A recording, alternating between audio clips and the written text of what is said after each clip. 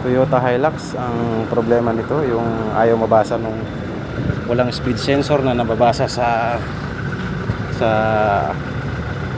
rear wheel speed. Ayan. Ngayon na-trace ko na yung kinabit na bearing is walang ganito. Be aware po sa ganitong bearing kasi merong nabibiri na bearing, akala mo parehas lang, parehas na parehas, pero wala siyang mababasa dun sa ABS.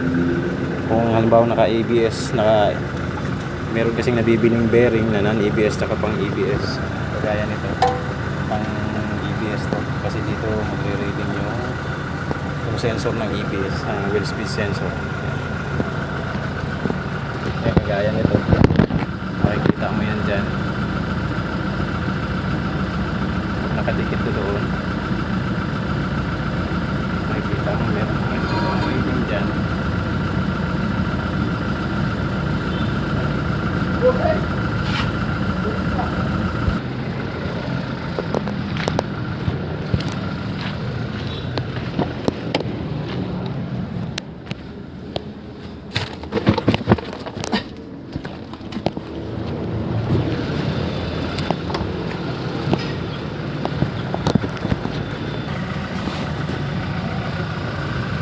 Ito po yung nakakabit.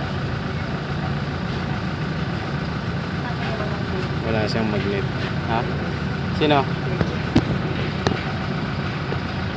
Wala siyang magnet. Ayan o. Pareha sila ng part number.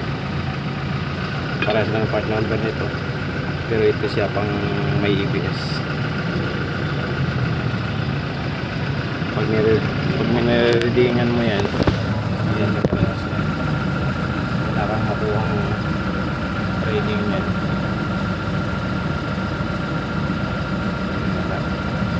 Wala kang makuhang reading yan. Hindi nagbibilang yung sa likod. Hindi nagbibilang to.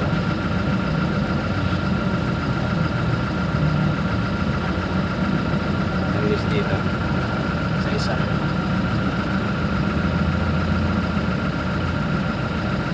Ayan. Nakikita nyo gumagalaw yung number doon sa baba, dun sa scanner. Ayan, nagbabago-bago yung number na to. Itong set ay maging aware sana yung lahat pagdating sa ganito. Yung error niya is yung lumabas yung rear wheel speed sensor, may problema daw, ilaw yung ABS niya.